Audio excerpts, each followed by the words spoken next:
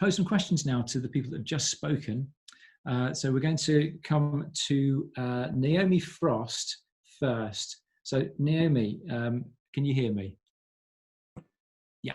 Are you there, Yeah. Naomi? Yeah. Fantastic. Okay, so Naomi, I've already given you a couple of the questions which we'd like you to answer. Could you just fire away with those, please? Let me just find that. Okay.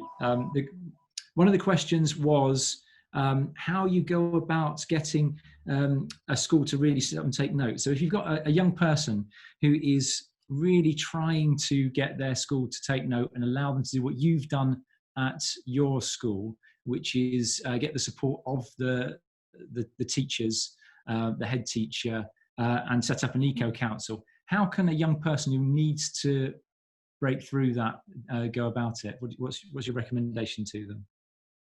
Well, I think just by talking about it, students can really show teachers that it's their responsibility to give them this opportunity, because the whole job of a teacher and educators is to prepare children for the future. And how can you say you're doing that properly if you're not letting them prepare our future? So being able to show them that it's beneficial for your future, also it's beneficial for your education, should go some way into proving that it's such a worthwhile thing. Also showing them the amount of creative things you can do, because so many projects that you can get involved with which are extracurriculum, and teachers love extracurriculum, so just linking that into lots of different parts. So what would you say is the first step to setting up an eco council, Naomi? Asking around, gathering interest, seeing who wants to get involved. Like, we had a small group of people who were interested from things they'd heard in their geography lessons, and then they can talk to their friends and bring more people in.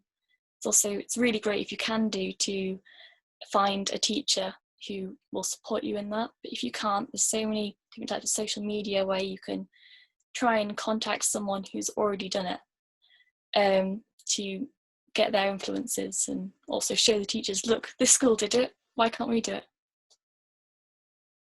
Okay, thank you, Naomi. And a question for Morgan. What do you think is the best way to get people interested in saving the planet?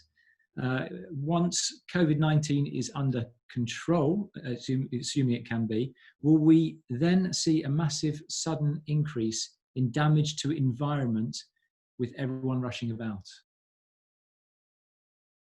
Yeah, that's a really good question to ask. I think we don't really know, do we, what's going to happen afterwards. I can imagine that we're all, when we get a sense of our kind of freedom back, that we're going to want to go and see people that we've not seen for a long time, and that's going to mean that there's going to be a lot of people moving around. I think in terms of getting people involved and interested in saving the planet, I guess one thing to say is that the planet's kind of will look after itself in some way or another. But I think the way to kind of engage people in it is to actually, in some ways that you can manage to do it, is to involve people in doing stuff before they really understand why they're doing it.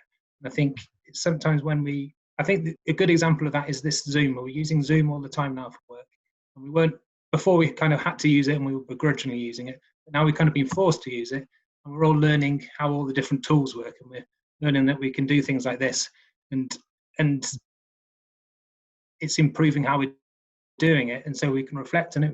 We can see the value of it, and then we'll continue to do it. So I think we said the kind of what's called the knowledge by doing it and how it felt afterwards. Yeah, thank you very much, Morgan.